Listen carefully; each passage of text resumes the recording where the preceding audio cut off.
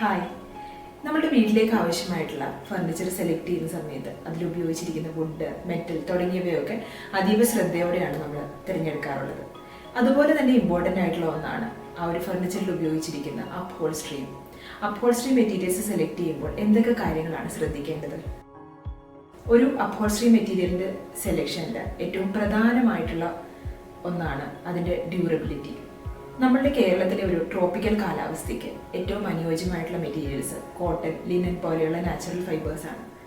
എന്നാൽ ഡ്യൂറബിലിറ്റിയുടെ കാര്യത്തിൽ ഇവ അത്ര മികച്ചതല്ല. അതുകൊണ്ട് തന്നെ കോട്ടൺ കമ്പൈൻഡ് ആയിട്ട് വരുന്ന റയോൺ, പോളിസ്റ്റർ പോലെയുള്ള മെറ്റീരിയൽസ് ഉപയോഗിക്കാം. അതുപോലെ തന്നെ വിനൈൽ, ലെതർ, വെൽവെറ്റ് തുടങ്ങിയവയൊക്കെ നല്ല ഡ്യൂറബിലിറ്റി ഉള്ള അപ്ഹോൾസ്ട്രി മെറ്റീരിയൽസ് ആണ്. ഇന്റീരിയറിൽ കളേഴ്സിൻ്റെ ഇമ്പോർട്ടൻസ് എത്രയാണെന്ന് അറിയാലോ. ഒരു മുറിയുടെ ആംബിയൻസും മൂഡും ഒക്കെ ചേഞ്ച് ചെയ്യാനും മാത്രം പവർഫുൾ ആയിട്ടുള്ള ഒരു എലമെൻ്റ് ആണ് കളേഴ്സ്.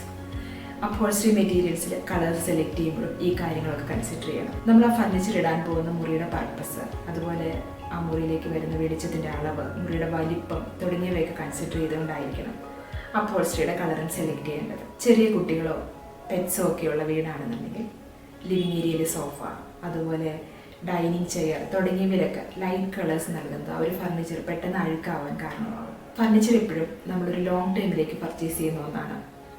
അതുകൊണ്ട് തന്നെ വളരെ വൈബ്രൻ്റ് ആയിട്ടുള്ള കളേഴ്സൊക്കെ സെലക്ട് ചെയ്യുമ്പോൾ അവ പെട്ടെന്ന് മടുക്കുന്ന കളേഴ്സ് അല്ലാന്ന് ഉറപ്പുവരുത്തേണ്ടതാണ്.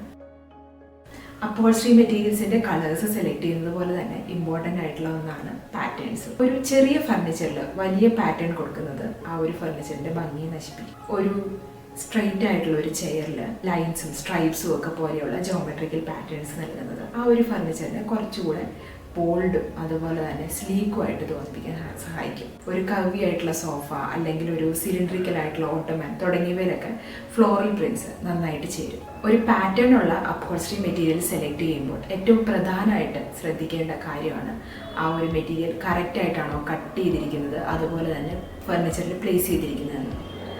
ഒരു ഇൻകറക്റ്റ് ആയിട്ട് കട്ട് ചെയ്ത് പ്ലേസ് ചെയ്തിരിക്കുന്ന ഒരു പാറ്റേൺ ആ ഒരു ഫർണിച്ചറിൻ്റെ മുഴുവൻ ഭംഗിയെയും സ്പോയിൽ ചെയ്യും.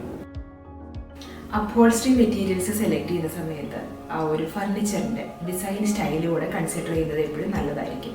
ഒരു ഉദാഹരണം പറയുകയാണെങ്കിൽ ഒരു ക്ലാസിക് ഡിസൈനിലുള്ള ഒരു സോഫയിൽ ലെതർ അല്ലെങ്കിൽ സിൽക്ക് പോലെയുള്ള മെറ്റീരിയൽ ഉപയോഗിക്കുന്നത് നല്ലതായിരിക്കും. ഇത്തരത്തിൽ സേഫായിട്ട് നമുക്ക് മെറ്റീരിയൽസ് സെലക്ട് ചെയ്യാനുള്ളൊരു മെത്തേഡ് എന്ന് പറയുന്നത് ലെതർ, സിൽക്ക്, വെൽവെറ്റ് തുടങ്ങിയ ട്രഡീഷണൽ ആയിട്ടുള്ള മെറ്റീരിയൽസ് ഇപ്പോഴും ക്ലാസിക് ഫർണിച്ചറിന് നന്നായിട്ട് ചെയ്യും. അതല്ല, നിങ്ങളുടെ കയ്യിലുള്ളത് ഒരു മോഡേൺ കണ്ടംപററി ഡിസൈനിലുള്ള ഫർണിച്ചർ ആണെങ്കിൽ റയോൺ, വിനൈൽ, പോളിസ്റ്റർ തുടങ്ങിയ മെറ്റീരിയൽസ് ഒക്കെ നിങ്ങൾക്ക് ധൈര്യമായിട്ട് ഉപയോഗിക്കാവുന്നതാണ്. അതിനർത്ഥം ഈ ഒരു രീതിയിൽ മാത്രമേ മെറ്റീരിയൽസ് സെലക്ട് ചെയ്യാവുള്ളൂ എന്നുള്ളതല്ല. ഒരു മോഡേൺ ആയിട്ടുള്ള ഫർണിച്ചറിൽ ട്രഡീഷണൽ മെറ്റീരിയൽസ് ഒക്കെ ഉപയോഗിച്ചുകൊണ്ട് ആ ഒരു ഫർണിച്ചറിന് കുറച്ചുകൂടി ഒരു ഡിഫറെൻ്റ് ആയിട്ടുള്ള ഒരു ഡ്രമാറ്റിക് ആയിട്ടുള്ള ലുക്ക് നൽകാനായിട്ട് സാധിക്കും. ഏറ്റവും അവസാനത്തും എന്നാൽ ഏറ്റവും ഇമ്പോർട്ടൻ്റ് ആയിട്ടുള്ള ഫാക്ടറാണ് മെയിൻ്റനൻസ്. അതായത് നിങ്ങളൊരു അപ്ഹോൾസ്ട്രി മെറ്റീരിയൽസ് സെലക്ട് ചെയ്യുമ്പോൾ ആ ഒരു ഫർണിച്ചർ പ്ലേസ് ചെയ്യുന്ന സ്ഥലം, അതിൻ്റെ പർപ്പസ് തുടങ്ങിയവയൊക്കെ കൺസിഡർ ചെയ്തുകൊണ്ടായിരിക്കണം മെറ്റീരിയൽ സെലക്ട് ചെയ്യേണ്ടത്. ഒരു ഉദാഹരണത്തിന് ഡയറക്റ്റ് സൺലൈറ്റ് അടിക്കുന്ന ഒരു സ്ഥലത്ത് കോട്ടൺ പോലെയുള്ളൊരു ഫാബ്രിക് ഒക്കെ ഉപയോഗിച്ച് കഴിഞ്ഞാൽ അത് പെട്ടെന്ന് ഫെയ്ഡ് ആവാനുള്ള ചാൻസ് ഉണ്ട്.